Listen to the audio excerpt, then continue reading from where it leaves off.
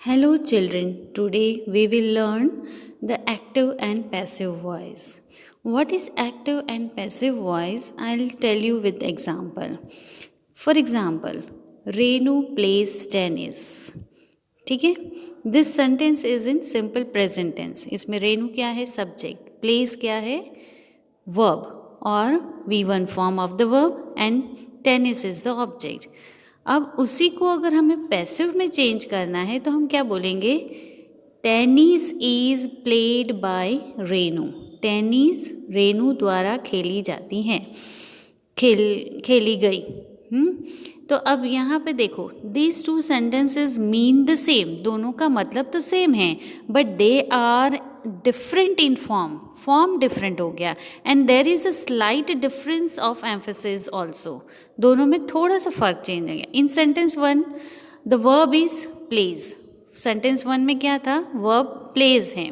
Renu is the subject and she also perform the action. मतलब Renu action कर रही है. When the subject of a verb also perform the action named in the verb, the verb is said to be in active voice. तब हम क्या कहेंगे? जो verb है वो एक्टिव वॉइस में है. मतलब जो सब्जेक्ट है वो एक्शन परफॉर्म कर रहा है, तो उसे हम क्या कहेंगे? Active voice. इन सेंटेंस 2 में आप देखिए क्या मैंने बोला था? Tennis is played by Renu. अब यहाँ पर क्या हो गया? When the subject in sentence 2 the verb is played. अब इसमें वर्ब क्या हो गया? Is played. Tennis is the subject. इसमें सब्जेक्ट चेंज हो गया ना, हमने सब्जेक्ट आगे ले लिया. Tennis is the subject of the verb. Is played. Is played का सब्जेक्ट क्या है? यहाँ पर टेनिस है. But tennis does not perform the action. Tennis कोई एक्शन परफॉर्म नहीं कर रहा है. एक्शन खेलने का काम कौन किया? रेनू की, है ना. तो इसलिए ये क्या हो गया? It receives the action. Tennis है वो एक्शन को रिसीव कर रहा है ऑफ प्लेइंग. सो इसलिए this is the in passive voice. When the subject of a verb receives the action, जो वर्ब का जो सब्जेक्ट है एक्शन को रिसीव करता है, then the verb is said to be in the passive voice. Clear? Now, passive voice is used if it is not known who performed the action. Passive voice हम तभी use करेंगे जब हमें पता नहीं है कि एक्शन कौन कर रहा है. And if the action is more important than who performed it, means action ज़्यादा इम्पॉर्टेंट होनी चाहिए. कौन कर रहा है उससे इससे पैसिव वॉइस में फ़र्क नहीं पड़ता है. सो पैसिव वॉइस में हमेशा ये देखना है कि action is more important than doer. Doer जो काम करता है उससे ज़्यादा एक्शन क्या हुई है, that is more important. Clear? Now I will tell you the table how to change sentences from active into passive voice. Active voice से पैसिव वॉइस में कैसे चेंज करना है हम वो टेबल आज देखेंगे. देखिए, if sentence is in simple present tense, अगर वो सिंपल प्रेजेंट टेंस में है तो उसका फॉर्म क्या है? वैसे मैंने टेंसेस में ये टेबल आपको बता दिया था. जो सब्जेक्ट होगा plus V1 means first form of the verb, उसके साथ एस या ES ऐड होगा. अगर सिंगुलर सब्जेक्ट है, प्लूरल सब्जेक्ट है तो V1 only. And then object. For example, she sings a song. I do not distribute newspapers. Do you obey your elder brother? ये सारे सेंटेंस किस में हैं? सिंपल प्रेजेंट टेंस में हैं. अब उसको हमें पैसिव वॉइस में करना है. तो अब देखो कैसे चेंज हो जाए. जो ऑब्जेक्ट है वो यहाँ सब्जेक्ट बन जाएगा. मतलब ऑब्जेक्ट को आपको पहले लिखना है. Plus is am are. Is singular subject है तो एम आई के साथ यूज़ होगा, और आर हम कहाँ यूज़ करेंगे? प्लूरल सब्जेक्ट के साथ.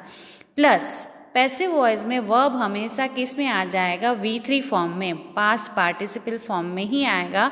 उसके साथ हमें प्रीपोजिशन यूज़ करना है बाय प्लस सब्जेक्ट, और सब्जेक्ट एंड में आ जाएगा. ये आपको फॉर्म याद करना है. अगर सिंपल प्रेजेंट टेंस में है तो उसको पैसिव में चेंज करने के लिए क्या हो जाएगा? ऑब्जेक्ट पहले आ जाएगा, उसके साथ is am are plus V3 form of the verb plus by plus subject. अब देखो एग्जाम्पल देखेंगे तो ज़्यादा क्लियर हो जाएगा। She sings a song object है तो उसको पहले ले लिया। अ सॉन्ग इज सिंगुलर है, अ सॉन्ग सिंगुलर सब्जेक्ट हो गया तो इसलिए हमने क्या यूज़ किया, इज। अब सिंग्स था वर्ब यहाँ पर V1, तो ये चेंज हो जाएगा किस में, V3 में। क्या बन जाएगा, sang बाय हर। शी का क्या हो जाएगा, हर। क्लियर। अब देखो दूसरा example, I do not distribute newspapers object है तो यहाँ पर ऑब्जेक्ट पहले ले लेना है। Newspapers are not distributed by me. I का क्या हो जाएगा, मी। शी का हर, ही का हिम, दे का देम, ऐसे चेंज हो जाएगा। ठीक है। अब यहाँ पर देखो, do you obey your elder brother, तो यहाँ क्वेश्चन है तो सिंगुलर है तो is your elder brother obey you, question में ऐसे पूछा जा सकता है। ठीक है। देन अगर sentence is in simple past तो उसका फॉर्म क्या है, subject plus V2 form of the verb and object. तो उसको पैसिव में चेंज करेंगे तो क्या हो जाएगा, ऑब्जेक्ट पहले आ जाएगा plus was were, was singular subject के साथ, वेयर प्लूरल सब्जेक्ट के साथ। वहाँ पर प्रेजेंट में इज MR था, यहाँ हेल्पिंग वर्ब क्या आ जाएगा, वॉज वेयर पास्ट में, plus V3 form of the verb plus by plus subject. अब यहाँ पर देखो, दे बिल्ड 3 हाउसेस, तो उसको चेंज कैसे करेंगे, ऑब्जेक्ट को पहले ले लो 3 हाउसेस, तो 3 हाउसेस प्लूरल सब्जेक्ट है तो इसलिए were. 3 houses were built by them, clear. You did not pay the bill, तो उसका क्या हो जाएगा, the bill was not paid by you, clear. Then did she eat the mangoes, were the mangoes plural है, were the mangoes eaten by her, like this. अब simple future है तो उसका फॉर्म आपको पता है, सब्जेक्ट प्लस विल और shall plus V1 form of the verb plus object. तो उसका क्या हो जाएगा passive form, object plus will shall plus be. आपको ये याद रखना है, इसमें बी आपको ऐड करना पड़ेगा, plus V3 form of the verb plus by plus subject. For example, he will win the match, तो ऑब्जेक्ट क्या है, the match will be won by him. Second example, I shall bring the car will be brought by me, like this. Understand? Now continuous tense में क्या हो जाएगा, present continuous में subject plus is MR है ना, continuous tense का form plus V1 plus ING, verb ING form में होगा एंड देन ऑब्जेक्ट। तो उसका पैसिव फॉर्म कैसे हो जाएगा, ऑब्जेक्ट प्लस इज MR के साथ हमें क्या ऐड करना है, बिंग। क्या ऐड करना होगा, बिंग। आपको यहाँ देखना है, अगर ING form of the verb आया तो आपको उसमें बिंग ऐड कर देना है, क्लियर। और उसके बाद V3 form of the verb plus by plus object, वैसे ही रहेगा। अब for example, my mother is cooking food, तो food is being cooked by my mother, food is being cooked by my mother. समझ आ गया। वैसे ही अब second example, I am writing a poetry, a poetry is being written by me.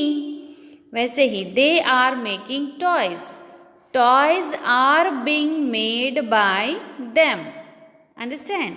Like this, for past continuous tense, subject plus was were plus V1 plus ING form of the verb plus object, तो उसका भी वैसे ही object plus was were plus being, ING form of the verb है तो हमें being add करना ही है। वर्ब हमेशा पैसिव में, हमेशा ये याद रखिए, वर्ब हमेशा V3 फॉर्म में ही आएगा, that is past participle form सारे टेंसेस में, प्लस बाय प्लस ऑब्जेक्ट। तो for example, I was learning my lessons, my lessons were being learned by me.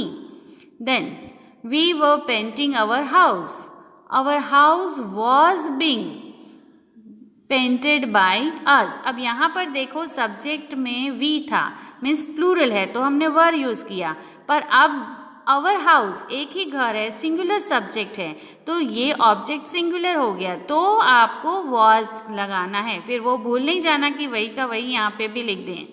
Clear? Then future continuous, subject plus will shall plus be plus ing form of the verb plus object, तो उसका future continuous tense का passive voice नहीं बनता है ना। Then present perfect, अब present perfect के लिए subject plus has have plus V3 form of the verb plus object. Perfect tense में तो हमें पता है वर्ब हमेशा V3 फॉर्म में ही आता है। हेल्पिंग वर्ब हैज़ और हैव, हैज़ हम सिंगुलर सब्जेक्ट के साथ यूज़ करेंगे, हैव हम प्लूरल सब्जेक्ट के साथ यूज़ करेंगे। उसका पैसिव वॉइस कैसे बनेगा? Object plus has have plus been. अब यहाँ पर याद रखना, अगर हैज़ हैव आ जाता है, परफेक्ट टेंस में सेंटेंस है, तो पैसिव वॉइस में चेंज करने के लिए हमें ऐड क्या करना पड़ेगा? बीन, BEEN बिन, ठीक है, plus V3 form of the verb plus by plus subject. For example, we have won the match, we have won the match, तो द मैच हैज़ बीन। अब यहाँ वी था, plural subject था तो have आया, the match singular subject है इसलिए has आया, the match has been won by us. Second example, she has learned the speech has been learned by her. Clear? Then past perfect है तो had आएगा, तो subject plus had plus V3 form of the verb plus object. They had bought a new car, तो उसका देखो passive voice कैसे हो जाएगा? Object plus had plus been. उसमें तो कुछ सिंगुलर प्लूरल का नहीं है, दोनों के साथ हैड ही लगेगा, पर हमें ऐड क्या करना पड़ेगा? Been, plus V3 form of the verb plus by plus subject. तो अब इसमें ऑब्जेक्ट क्या था? अ न्यू कार, तो इसमें सब्जेक्ट बन जाएगा अ new car had been bought by them. Clear?